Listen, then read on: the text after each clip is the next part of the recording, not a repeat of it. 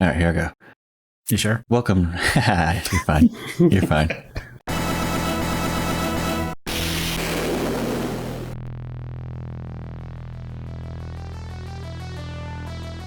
Welcome to CRT Gaming Podcast, episode number 16, Samurai Showdown II. I am Jones, and with me are my good friends, Dazpick and Gohan. Dazpick, were you man enough to handle this 202 Mega Shock? I believe that I was. It took me a little bit of time to get to it, but once I finally did, I broke out the Hori fight stick, and I kicked some asses all over the screen, and I felt a little better about life. It must be done with the stick. It must be done. And Mr. Gohan, I must ask, were you involved in the troubles? Jones, long ago, there were a man who tried to make his skill ultimate. and that man is me. To make your skill ultimate, Jones. It is a feat that must be done only by a true master of the blade. I kind of came up with this game because we were picking games from the 1994 December GamePro magazine for Christmas, and this is the one I chose. But saying that, I know, like, over the years, especially at this point in time, I had what might have been a addiction to fighting games. Every single fighting game that came out, I wanted to play it and decide whether or not it was worthy or if it was garbage. Most were garbage. But I do remember the first time that I ever actually seen this series. I know we're doing Samurai Showdown 2, but do you guys recall seeing Samurai Showdown 1 for the very first time? Yeah, man, we had it in the arcade. We had it that I worked at. We had that 50-inch screen with the huge speakers on it, and you had to stand like 10 feet away from it. It was awesome. That was one of the big showpieces at the arcade, man. I love that game. Yeah, I saw the Neo Geo for the first time at Aladdin's Castle, where Daz worked. And, I mean, it was just so hard to miss. It was like this huge, like, fire red engine behemoth, you know? Yeah, it was massive. I think the thing that really stuck out to me was just the concept, right? The ability to swap the games out. It was just such a crazy concept.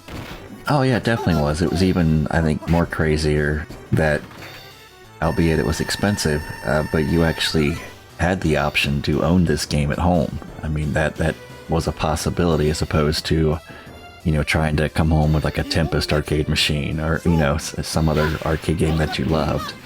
This is what you were actually getting. I always thought that was kind of crazy.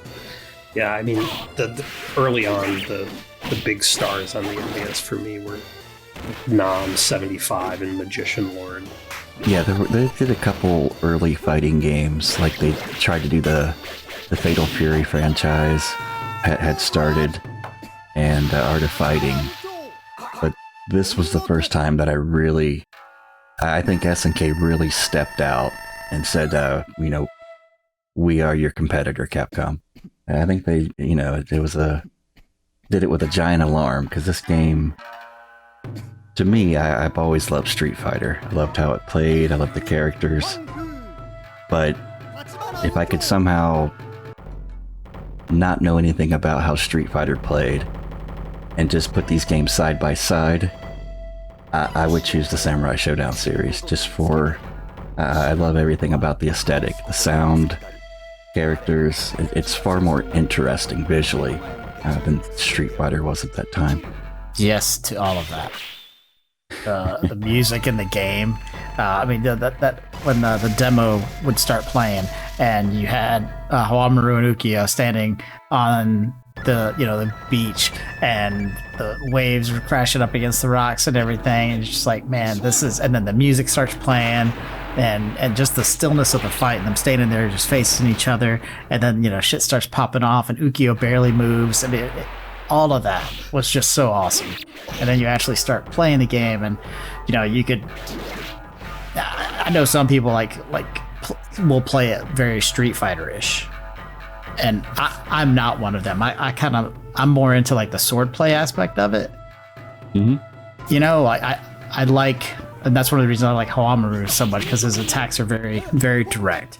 It's, a thrust, a swipe, a kick, stuff like that. But, if you understand the mechanics of how all that plays together, you don't need all the special moves or anything. You could kick somebody's ass just understanding the mechanics. And I love that. I freaking love that. Anyway, yeah. I'm just a huge fan of the aesthetic, the look, the graphics, everything about it. I've always loved this series. I think that was like a big kind of common mistake when, because you did have this kind of like, Shoto character with Hawamaru. People are just like, oh, it's just like Street Fighter, but that's really kind of not seeing the game for what it is and just how many innovations were in Samurai Showdown for the fighting genre. It's easy to just dismiss it as like, oh, it's like Street Fighter with ninjas on samurai, but it's a lot more than that. For sure. Yeah, definitely. And then, a year after Samurai Showdown came out, then, Samurai Showdown II happens. And it's one of those few games that have done everything a sequel should do. It takes everything that was great about the first one, builds upon it, and attempts to make it better. And I believe they really, really delivered on this game. As far as not just the graphics changed with new levels and stuff like that, but the gameplay, they really innovated a lot, where you're able to do things that a lot of people criticized the earlier SNK games that they were Street Fighter ripoffs. And this is the kind of the first series where Capcom would later come back and sample what SNK has done. Like, they created the taunt. Like, there was no taunting in the Street Fighter games until Samurai Showdown happened. But there's also like an early version of the parry that later kind of got used in the Street Fighter series. That is, to me, like one of the like hallmarks, especially of this game, because I think it was actually 2 where they actually implemented that. In a game where it is about weapon-on-weapon combat, you're trying to make this feeling of clashing swords, and that parry was a huge part of making it feel like you were in a sword fighting duel. Oh yeah, most definitely. It's just very satisfying to snap, to stop someone's sword with your bare hands, and then counter strike him. It's just, I think it was so appealing to me, and it still is now. Like, at this point in time, like I said, we all grew up without the internet, and basically our pop culture was taken in from our Saturday mornings or after we go home from school. And usually that dealt with like 80s cartoons and Kung Fu theater of some sort. So, I had a huge love for ninjas, samurai, people with swords, doing Kung Fu things. Oh yeah, I mean, when the game came out in the early 90s, I was just like totally living and just enjoying like the Lone Wolf and Cub movies back then, and this was like if Lone Wolf and Cub had a video game, so that was just like mind-blowing for teenage me. Yeah, oh man, Lone Wolf and Cub, that takes me back. But I mean, it's a sword fighting game, so it's like super high stakes, and that's like, fighting games are always kind of like about zoning, like knowing when you can kind of like attack and kind of control the other player so you can like deliver damage. And like in this, because it's so high stakes, that zoning game is really, really important, because you can, one false move and in 2 attacks you can be dead, Oh yeah. Oh yeah, damage is massive. I love that. I love it and I hate it, because it's, if you're the one that it happens to, it sucks, like you whittled like Charlotte. The computer Charlotte is so annoying. You know this. This. The comeback. The computer comeback. Oh my god! But it is so satisfying. Is that like a Neo Geo thing? Because I remember that in like Fatal Fury and King of Fighters. I wonder if that's just like That's just a thing in their games. The end boss is the end boss for a reason. That's definitely a thing in all their games. I will say, you know, when I first tried to play this earlier this week, I sadly used an Xbox pad to try and play it, and found most of my jumps just going straight up instead of at an angle because the D-pads on those freaking pads are awful. But I ended up breaking out the Hori fight stick today, and it was amazing the difference that made. Definitely took me back to the arcade, and then I was able to kind of rip through it, and I got to Hanzo was my last guy before Mizuki. And man, he was a little bastard. he was the son of a bitch. He got really good. And like, I'm watching the computer do stuff, and I'm like, man, you know, that's on point. That was pretty awesome. Like, he was just in and out, and like grabbing me out of, like, I would be just out of range, like with a kick, and then he would just grab me and scoop me up, take me up into the air, or he'd drop the log and just swipe my legs. And yeah, man, it was pretty impressive to watch me get my ass kicked. But you know, finally got his number, and then yeah, Mizuki is definitely the last boss for a reason. That yeah, that shit's real. Really annoying. Really annoying. It had a lot of like just great touches in this game. Like I really enjoyed.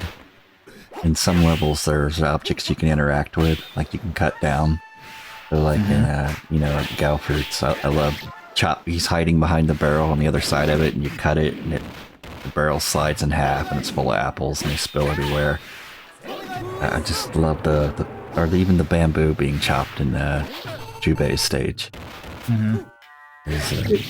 Another little touch in that vein, Jones, was just people in the Street Fighter set used to kind of bitch about it, but I love the idea that, like, they would, in the background, they'd throw bombs onto the players and throw in food, you know, like sometimes that was just such an awesome thing that would, like, whenever your, you know, opponent would trip up and like land on a bomb, it was just like so satisfying. Or like when that would happen, it'd buy you a few seconds to kind of get back into the action.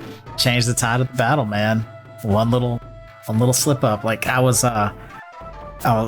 fighting somebody, I don't remember who, but right at the last second, we were both going for the last hit, and we hit each other. And I picked up a thing of food at that same moment, and I killed him, and I survived. I was like, yes! It was very satisfying. One of the things I always enjoyed is the final blow.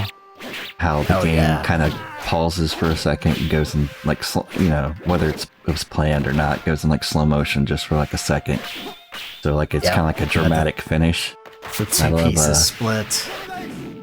Yeah, I love katana whipping people with ukiyo. Yeah, it just makes a loud bang noise in slow motion. I mean, there's just so many innovations in this game. You know, the rage gauge was a thing in Samurai Showdown. Like, even before Street Fighter, I think, had super moves. Like, I think Sam Show 2 had that before even the Turbo Games router. Maybe I'm wrong on that one, but just even like the double tap dash and the fact that you could like actually duck in this game, you know, versus Street Fighter, where like if you ducked, you'd also kind of like block. You could actually like straight up just like duck down, and projectiles would go over your character's head without the need to block. Yeah. The sword clashing. Yeah, I mean, just even like the rolling in and out of like the space. Like I think they were even doing that before Street Fighter Alpha and things like that. Well, one thing was neat. I noticed today, like, you know, when you do the sword clash, that was in the first game, but in this one, you could actually like change direction, like which side you were on. I never saw that happen before in the first game, but it happened today. I was like, oh, that's kind of neat. And you could destroy the weapons in this game with certain moves, which I found very annoying when all of a sudden I didn't have a sword anymore for a few seconds in the fight. But yeah, I thought that was neat with the sword clash, how you could flip sides somehow. Yeah, I know losing your weapon puts you at a huge disadvantage, like in this game. Yeah, a bit. Terrifying. You got Wanfu staring you down with that giant column. He's gonna beat you with a piece of the Roman cathedral or something. And you don't have a weapon. I loved in the first one, he had that giant sword, and he would throw it down and it would explode. But man, I got hit with the exploding column today, and it was devastating. Oh man, it was terrifying. Just watching that thing come down on my head and just kaboom. Like with bad guys like Wanfu and Earthquake. I think that was another thing that kind of set it apart from Street Fighter. Really was, in Street Fighter, maybe like Sagat was maybe a little bit taller, than the Shoto characters, but in this game, like, Earthquake is 2 times the size of Haomaru, like actually 2 times the size, and like the scaling of the background, to kind of accommodate those type of characters interacting with each other. It's just, it's just a bunch of little innovations that, I think, Jones, you're right in saying that, like, after a period of time, Capcom kind of started sampling a lot of what was going on in King of Fighters and in the Samurai Showdown games, because there was a lot there. The designer, Adachi, like, he was kind of characterized as this person who would really follow his heart in his game designs and would not listen to a lot of feedback. And, maybe there's something to kind of sticking to your guns, because, like, so much of what happened in those first 3 games really did affect fighting games for quite a long time after that. After playing this, like I said, I haven't played it probably in maybe like 7 or 8 years. I probably haven't actually, sat down and played one of these. And I'm still in love with this game. If this came out today, I would buy this, like, as a new title. Everything about it is just so. It's so Samurai Showdown. That's so stupid to say, but I have grown very fond of this over the years. Yeah, I think that was another thing about the second game in the series, was just how it really did kind of open up the kind of fiction in the series. Like, there were like little, there's always like the what do you want to call it, like intro and outro kind of like parting lines, that whoever you're fighting would kind of deliver. But in Samurai 2, that's where they had these way more kind of elaborate cutscenes, and you got better kind of glimpse into this world and the characters that inhabited it. Yeah, it definitely had a story, unlike most fighting games at the time. Yeah, Street Fighter didn't have any story. Yeah, the Street Fighter story is like, Billy is my long lost son with the green, Blanca's my long lost son. And Jimmy, like, that's there's no story, and it's not a whole lot of depth there. Charming and as awesome as it is. Well, you had a lore that got developed, throughout, whether, fans did it or the company itself heard from them. But, eventually it had a lore, and it's great, and I love it. But, this definitely started developing story and lore of its own way before Street Fighter did. Were any of the characters? Let's go with the characters in the game. Pick 3 that you enjoy to play with, like Gohan. Ooh, so say Hanzo in Samurai Showdown 2. I would say Hanzo, Ukyo, and actually this week I mained a different character that I didn't play back in the day. I actually played Genjuro this week as we were kind of playing the game together. So he definitely is a fun character to play. Yeah, definitely. How about you, Daz? What are 3 characters you would mess with? Oh. Hawamaru, Ukyo, and then it was just a toss-up. Those were definitely my two mains. Trying to think. And then, yeah, it would be Genjuro as well. Those were the three that I played the most.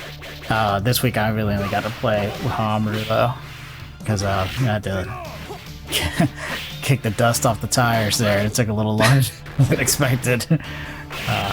But yeah. Yeah, I was a giant Ukyo fan, and I did not play with Hawamaru or Genjuro. I played tons in the past with them, so I played with Wangfu and Jubei. Those are the kind of three characters. Oh, Jubei's a lot of fun to play with. Oh yeah, he's a cool character. I love Ukyo, that's my favorite. Yeah. I played Ukyo a lot, and well, not this week, but I mean before. And Wanfu in the first one. I didn't play him so much in the second one, but I played him a lot in the first one. I just loved killing people with that freaking sword of his. It was amazing. Just jump up in the air and just rain hell on them, and that was a killer move in the first game. The kind of exploding diagonal sword. So good. But you're throwing your weapon away, which is a risk. Yeah, it's kind of, it's just kind of one of those things that. Yeah. Well, that's what they're kind of saying, like, after the fact. It's like when they were building this game, they were trying to balance it, but they were trying to make it fun first. And that led to all of these crazy things being in the game. And it may not be the most, like, perfectly balanced game out there, but there's a lot of fun, to be had, in the game. All right, I have an important question. Okay. All right. Who, aside from Mizuki, not counting the boss, who is obviously designed for you to hate, who did you dislike fighting? They can all have a little burr up their ass every now and then. Seeger, he had a little something waiting for me. One of the times I was playing through it. Usually in the past, like Ganon has always, gone a little ape on me. Mm-hmm. The Freddy Krueger. Yeah, the Freddy Krueger creature. Yeah. Mine was Cham Cham. She's small. She's hard to hit. Yeah. All the little characters are so freaking annoying because they are hard to hit. And like Nicotine and Cham Cham. That's a part of the challenge with them, right? They're a lot of kicks. End up kicking them a lot. Cham Cham she had my number a couple times, but then today when I got the fight stick out, that I kind of showed her what was up. But yeah, at Seeger I didn't have any trouble with. But yeah, Hanzo definitely he wanted his money.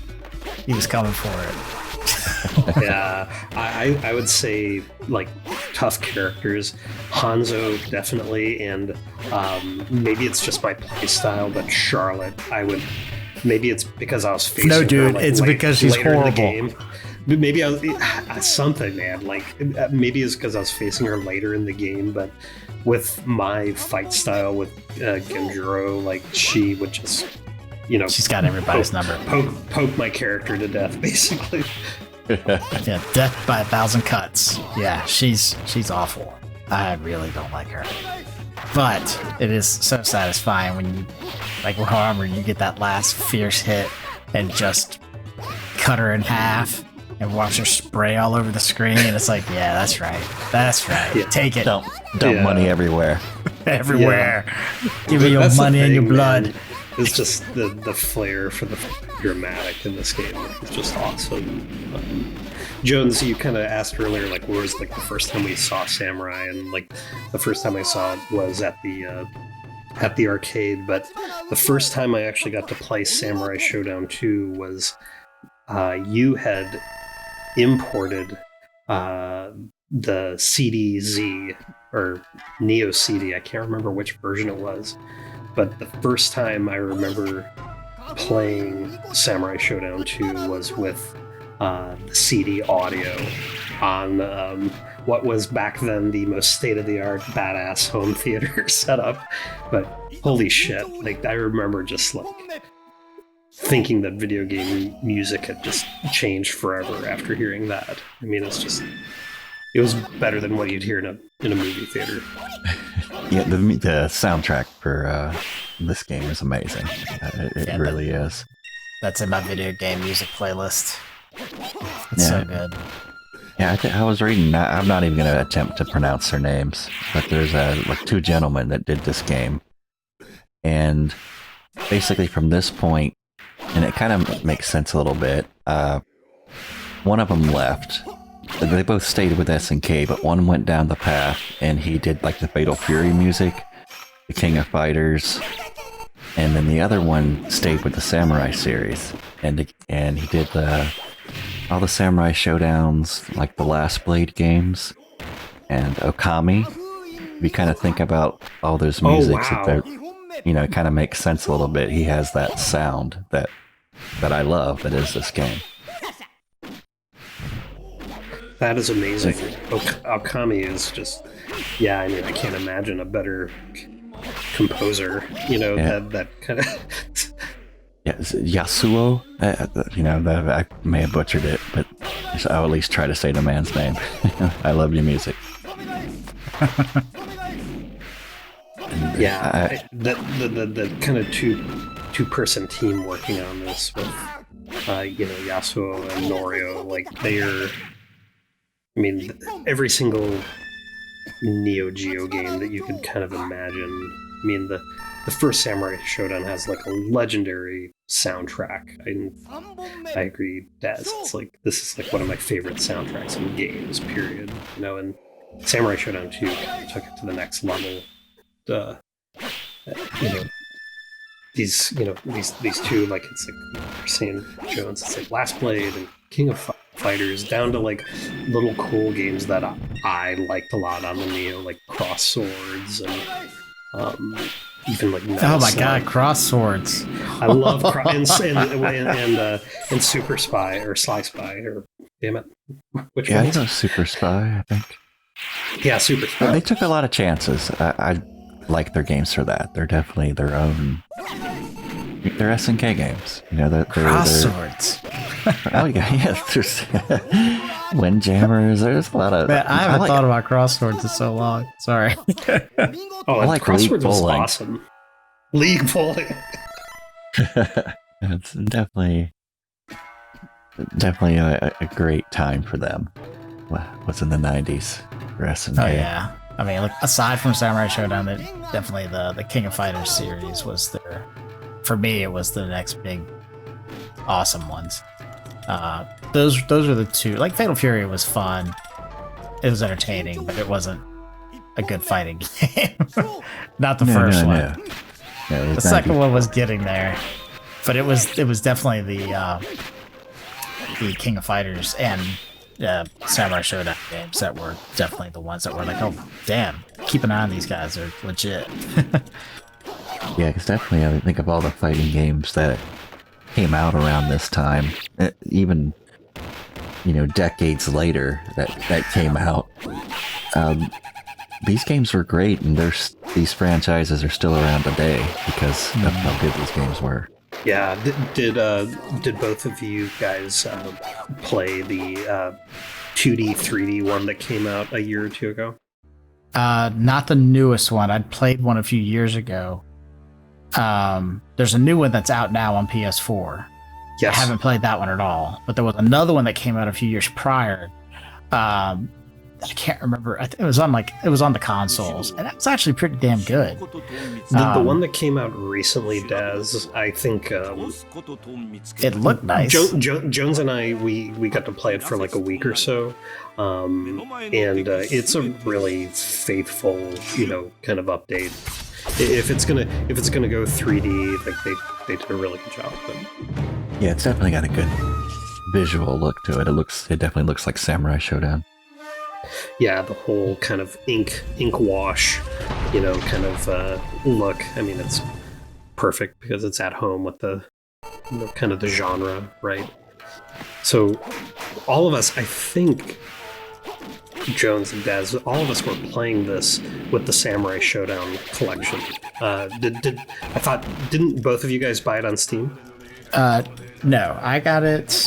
I actually ended up getting just Samurai Showdown 2, like from the Microsoft store. It was like $7.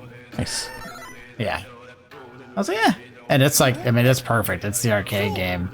Like, you can mess around with the arcade game settings and all that stuff. But I mean, it's putting in credits in. I mean, it's really good. None of my emulators worked anymore for it. So anyway, this did, and it was cool. Especially once I busted out the old arcade fight stick, then it was on. Which fight stick? You said it's a Hori one. Which one were you? It was EX2. I think I got it with Street Fighter 4 Street Fighter 4 back then. I think I know that one. That's a good stick. Yeah, it's really good. Yeah, and that's one of the things I will say that I didn't like about the SNK games, because their console only had the 4 buttons. So for fierce attacks, you had to do 2 button presses. I hated that. I freaking hated that. So having the 6-button arcade stick where I could map those 2 buttons onto 1 button, so I had my 6-button layout. Yeah, that plays right for me. I can't do it otherwise.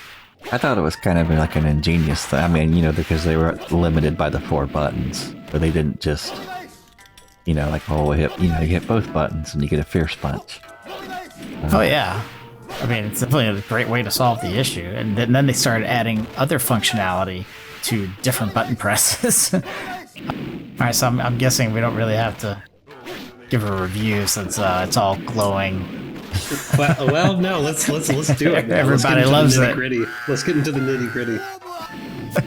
I give Samurai Showdown 2 a 9.3 Getting into decimals. Wow. on my scale of 10. Yeah, it's tough. I don't just hand out 9s. I don't know if any game deserves a 10, but it's a very damn good game.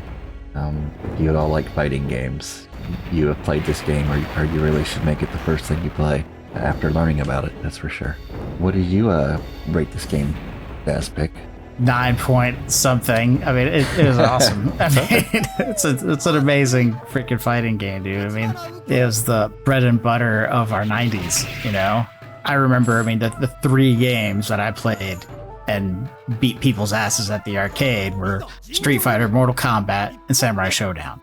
You know, because we had the 3 machines right near each other. So I'd finish up on one, I'd hop onto the next one and go to the other one, you know, while my friend was taking the next turn on one of the machines. So we would just have like rotations going of whose asses we were kicking. But anyway, that's my 2 cents. Well, Gohan, how about you, sir?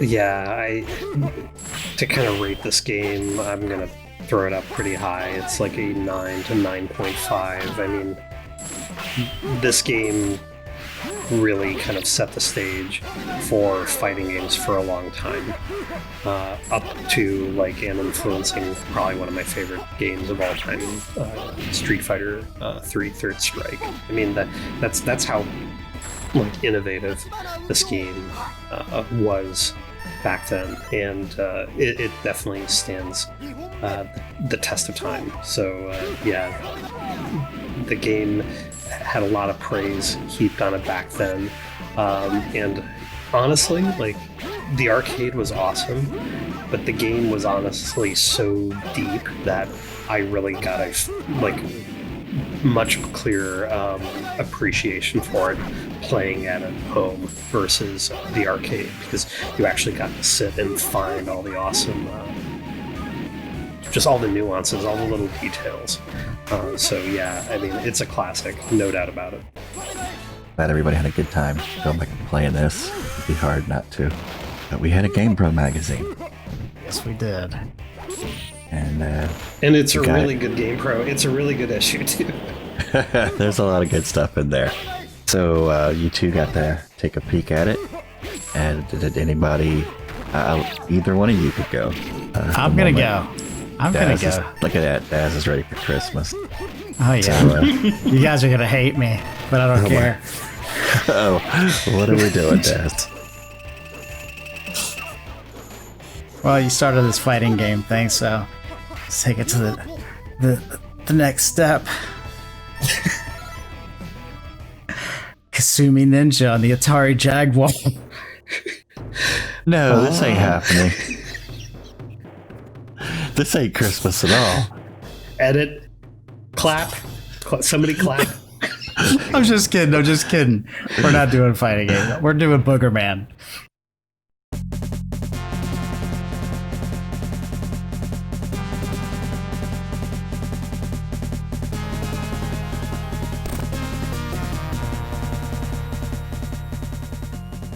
Okay, we are developing a panic word after this episode. What's a safe word? Yeah. Booger Man. Just I need FYI. another clap here. What? No, Booger Man, baby. Booger Man, all the way. All the boogers. It's a pick and flick adventure, baby. Booger Man it is. Booger Man. All the flatulent snot you can muster. If 1994 was a game, it would be Booger. It would be called Booger Man. Oh, what are you doing to us, Daz? Breaking up the flow, baby. Oh, awesome. We'll have It's either that or Supreme Warrior on Sega CD. oh goodness, that's a It's like the 9th level of hell of retro. why have you forsaken us? Listen. This was really supposed to be like a feel good thing, Daz. Or you know what? Take it back. We could do Sparkster again because it's in the magazine. Oh God. I guess I'll pick boogers. So if you stuck around this long, come back in next week and see how we like Booger Man. Is it the Genesis? Is that what we're playing it on? Whichever one you want to play it on. They were the same. There wasn't like a definitive booger version. Daz, what is the definitive? All right, Genesis. What is the definitive Booger Man? Definitive Booger Man would be Genesis. The best booger we could pick. It's the best booger you're gonna get because the controls are gonna be so tight. Awesome. So stay tuned to then. And this is Jones with Dazpick and Gohan, and I am signing out. Until next time, you impertinent small fry. Booger!